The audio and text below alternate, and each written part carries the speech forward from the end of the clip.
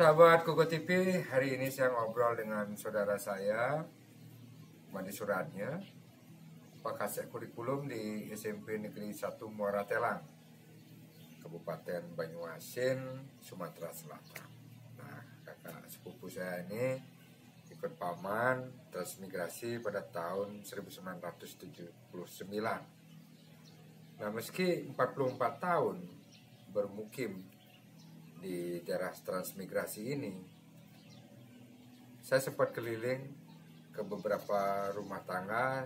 Ternyata generasi ketiga sampai generasi ketiga, paman saya, saudara sepupu saya, anaknya masih fasih berbahasa Bali, utamanya yang generasi ketiga.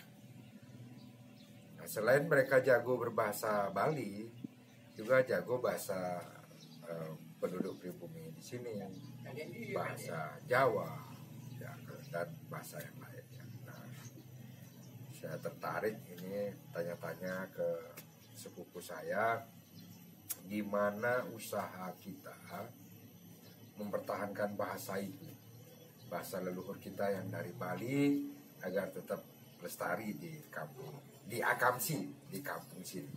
Mungkin bisa diceritakan, Pak?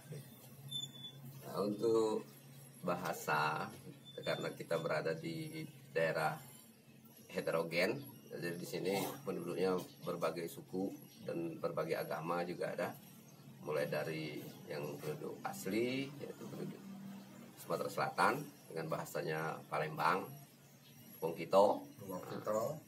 Kemudian ada mayoritas juga untuk transmigrasi dari Jawa, ada juga warga dari Sulawesi atau Bugis, terus pedagang-pedagang juga banyak yang dari Padang, kan, orang Padang. Jadi eksistensi untuk mempertahankan bahasa tentunya untuk bahasa Bali sendiri itu sudah berakar dari keluarga, itu tentunya berakar dari keluarga, karena di keluarga itu sudah pasti orang tua, ibu dan bapak itu sudah menggunakan bahasa Bali yang asal kita untuk sehari-harinya di rumah. Nah, walaupun ketika keluar nanti ada bahasa-bahasa lain yang mungkin kita temukan, baik itu di lingkungan sekolah, itu di lingkungan masyarakat, pasar dan sebagainya. Tetap kalau kita kembali ke rumah tentu kita masih tetap menggunakan bahasa Bali. Artinya di situ sudah tertanam kuat, seperti istilahnya bahasa ibu itu merupakan bahasa yang digunakan di rumah tangga atau keluarga.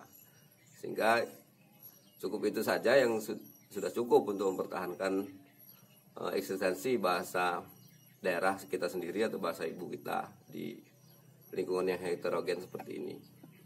Jadi kebiasaan menggunakan di rumah. Bagaimana dengan di sekolah, Pak De? Apakah ada pelajaran bahasa Bali buat saudara-saudara kita yang dari Pulau Dewata? Ya, untuk di sekolah, karena kebetulan saya juga seorang guru dan menjabat sebagai wakil kurikulum di SMP Negeri 1 Muara Telang, tidak ada pelajaran khusus untuk bahasa daerah, baik itu daerah kita sendiri Bali, kan, daerah asli juga Sumatera Selatan tidak ada untuk itu, ataupun daerah-daerah lain tidak ada khusus untuk bahasa daerahnya. Hanya di sekolah seperti umumnya sekolah hanya mempelajari bahasa, yaitu bahasa Indonesia dan bahasa Inggris, bahasa persatuan ya, bahasa persatuan dan bahasa nasional. Ya, itu saja yang dipelajari di sekolah. Nah, bahasa Bali saya perhatikan masih lestari ya sampai generasi ketiga di Desa Mukti Jaya ini. Bagaimana dengan aksara Bali? Ada nggak yang memperkenalkan aksara Bali kepada generasi-generasi kita di Desa Mukti Jaya? Nah, untuk aksara Bali sendiri, saya akui bahwa tidak ada atau belum ada pengembangan tentang aksara itu.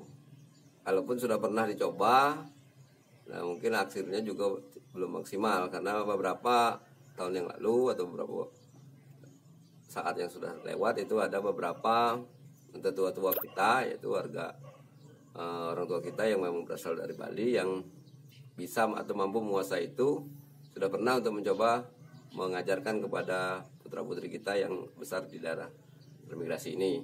Tapi untuk hasilnya belum signifikan. Sudah ada mungkin pengendalian huruf itu sudah dicoba tapi belum signifikan untuk hasil. Tetapi usaha untuk melestarikan aksara Bali itu masih ada, kan gitu Mas. Dan pesantian juga eksis ya di sini ya, Pak Dea, pesantian. Ya, untuk pesantian ya karena tetua-tua kita yang memang sudah mahir dalam pesanti itu masih ada beberapa orang yang masih ada. Kemudian beliau juga menurunkan ilmu yang dia punya kepada generasi kedua dan ketiga.